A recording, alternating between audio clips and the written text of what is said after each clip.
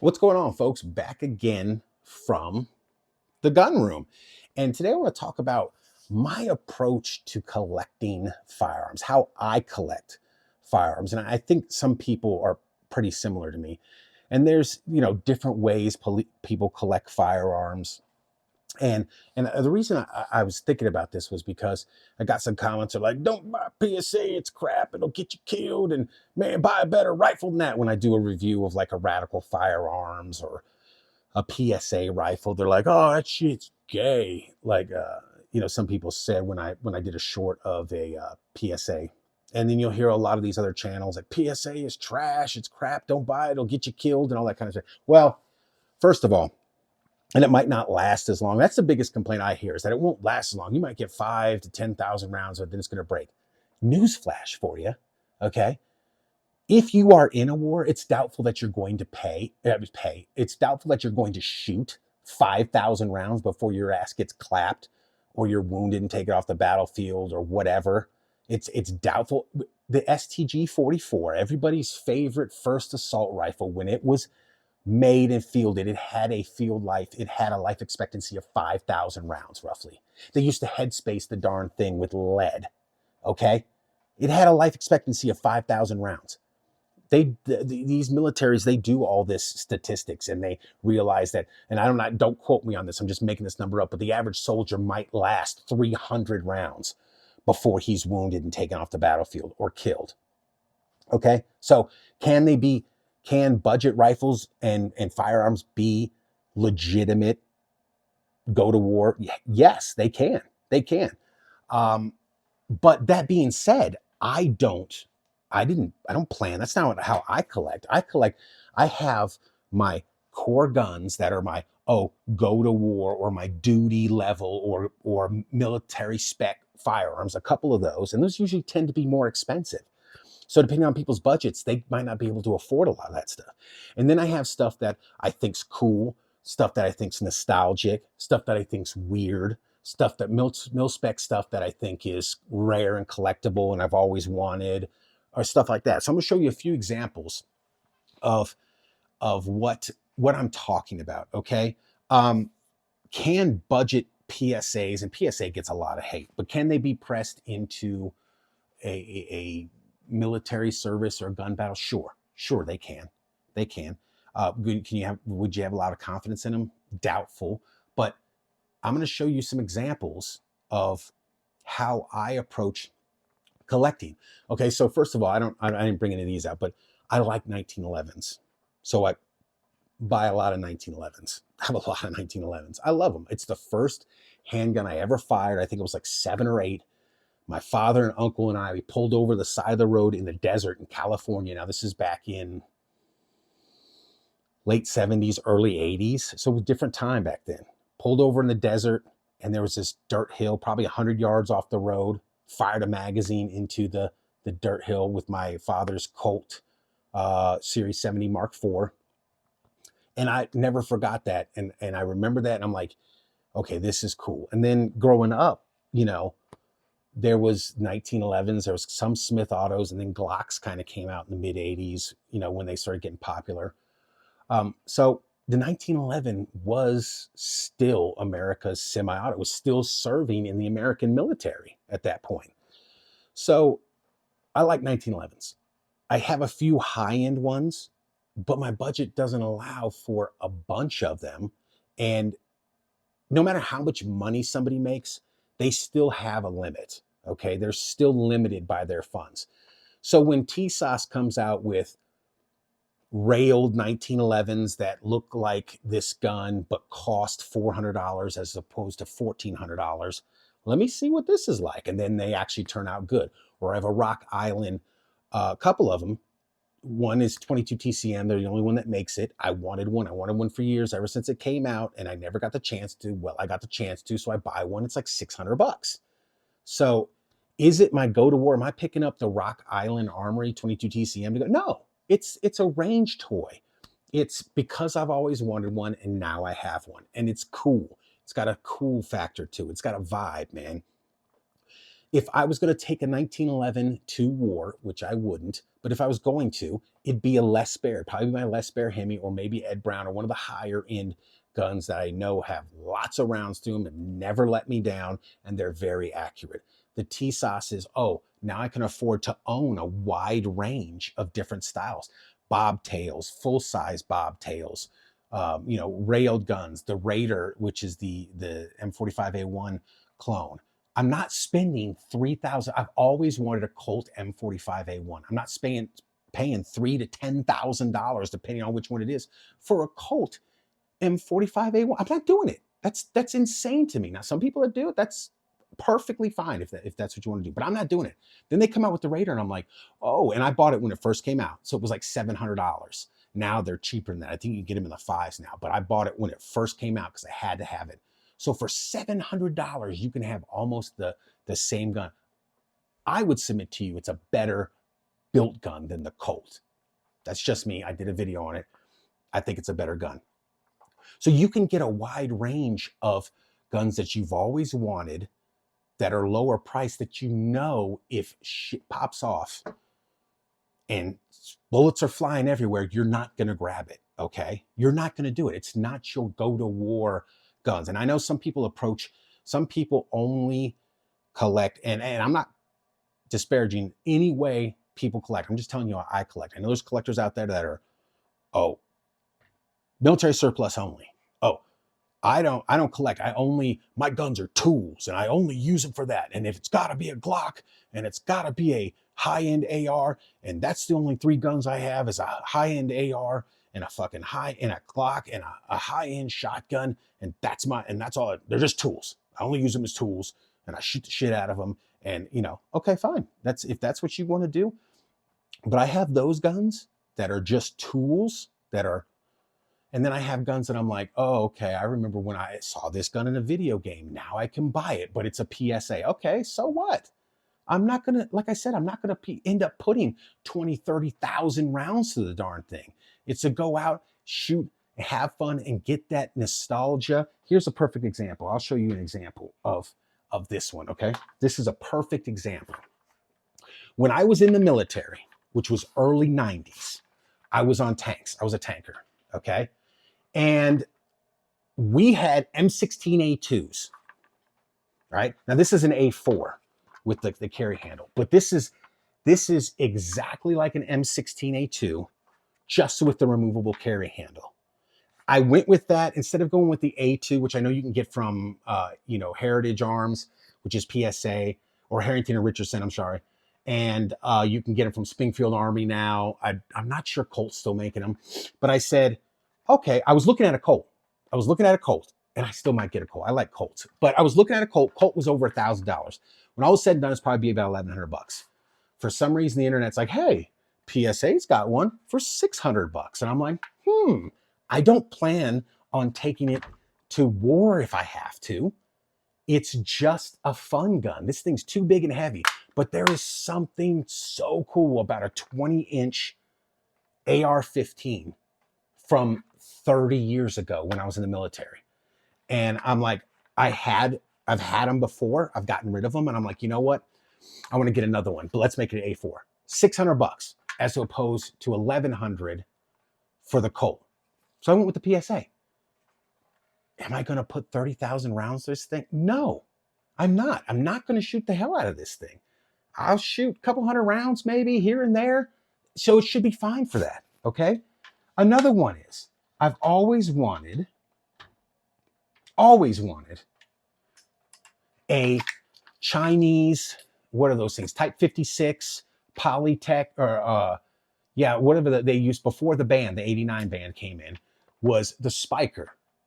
PSA is the only one offering this. I'm not paying $3,000 to $5,000 for a Chinese Spiker AK. Okay, I'm not doing it. So when PSA came out with this, I'm like, it's 1,000 bones. Okay, and it's really not that bad. It's pretty darn good. Video coming of this one soon if it hasn't dropped already. Review and all that other kind of stuff. But see, my point is, I'm not taking this to war. I'm not taking it to war. It is a nostalgia. It's I've always wanted one since the 80s. I've never had the money. I had a Mac 90 back in the day when they had the thumbhole stock, when the first band came in. I've always wanted one of these. Looked at them in pictures, looked at them at video games, looked at them on YouTube. Oh man, I always could not afford it. And now I can afford it to get a Chinese one, but I'm not paying for it. It's funny when you get some money and when you have no money, you're like, I'd buy that Chinese thing and pay $3,000 if I had it today. When you get money, you're like, I'm not doing that. That's ridiculous. I'm not doing that So PSA offers something very similar for a third of the price to a fifth of the price, depending on which one you get. I'm gonna go with this.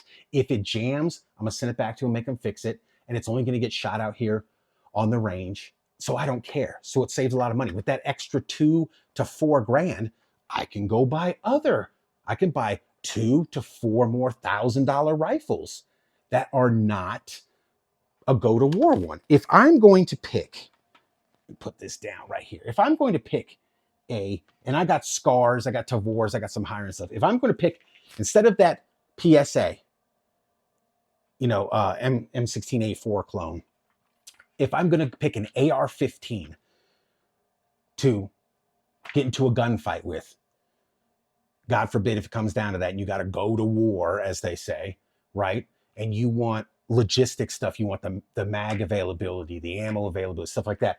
I'm going to go with Daniel Defense. That's why I bought this, okay? And I know people will be like, oh, Daniel Defense is better. Whatever. It's better than the PSA. Can we agree on that? It's also 4 times the price, over 3 times the price, okay? But this is what I'm going to grab along with a go-to-war handgun like a Glock. I'm not going to grab a 1911. You can't carry as much ammo. The ammo's heavy. I love 1911s. I'm here to tell you. Maybe a double stack 1911. But, okay, so if I'm going to,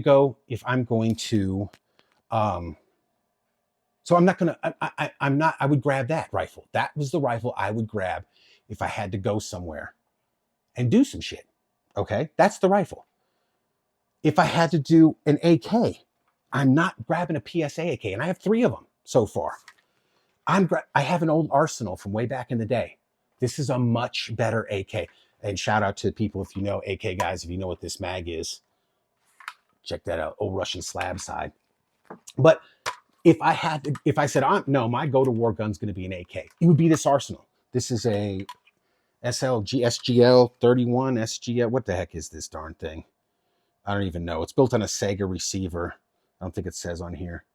It's like SGL 31. It's the one with the non-folding stock. Funny thing, side note about this rifle. I traded this rifle.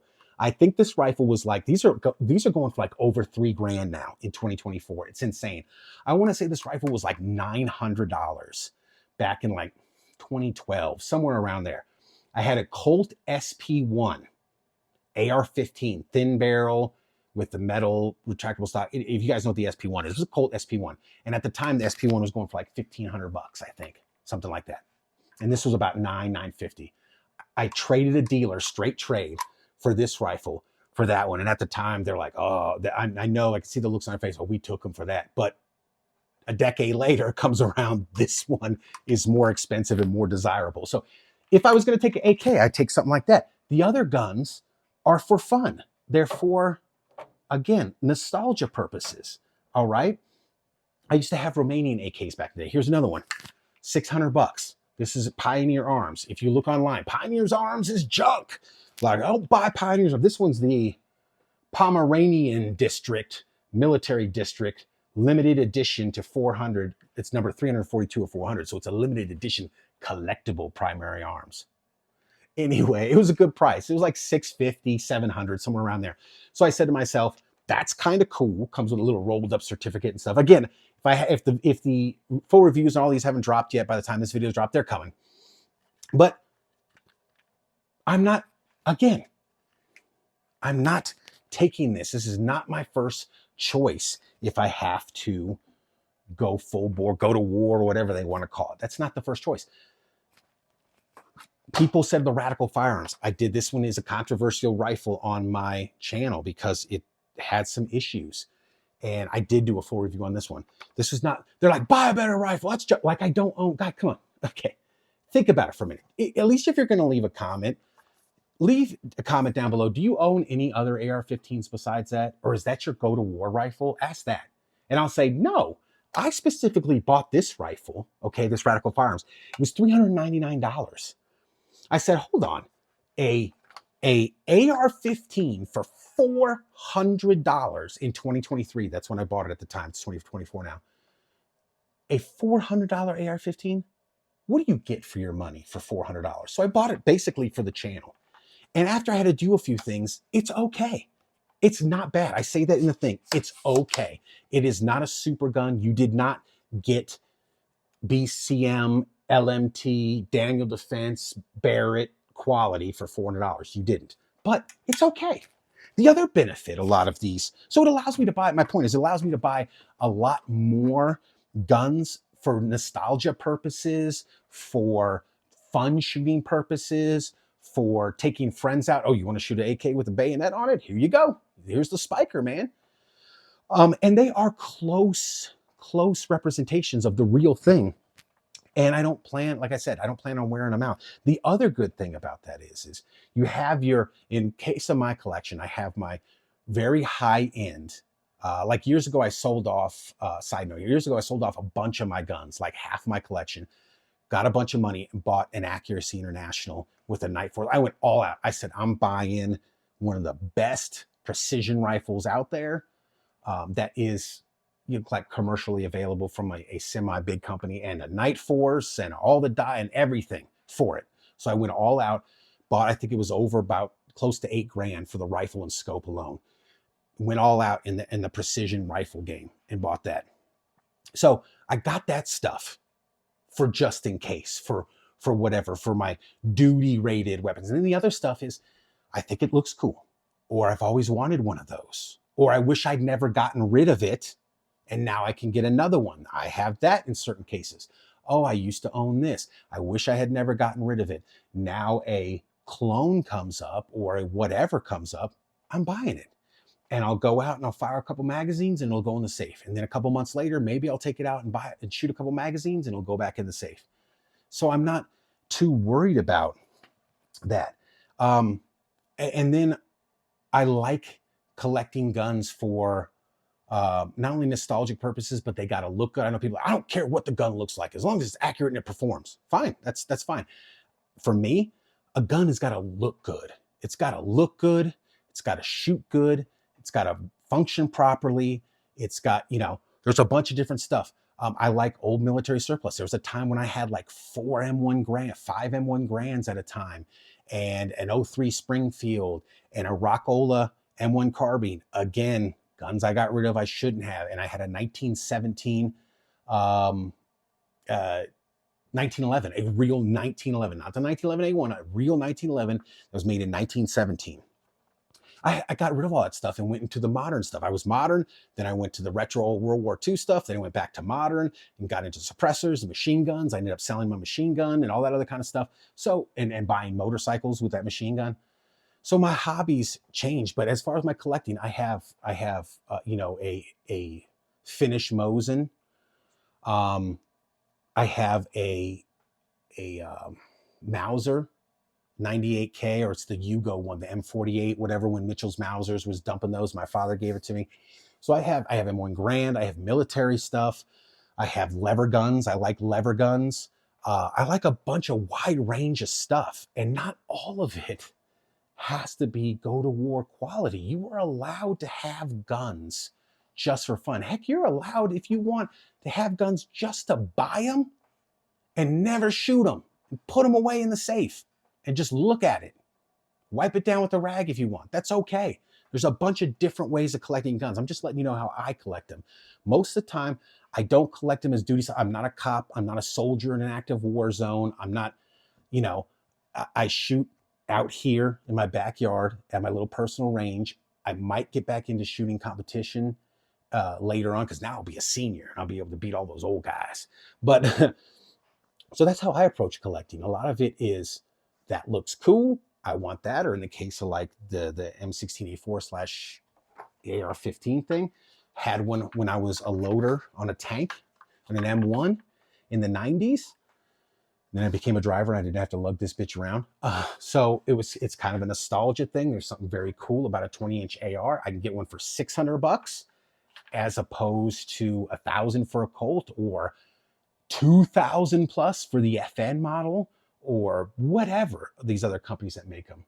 And is it the best one out there? Probably not, but that's okay. I knew it when I was buying it. As long as you know what you're buying before you get into it, you shouldn't have a problem with that at all.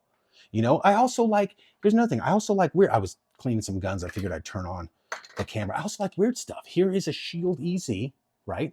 This is kind of a cool little gun.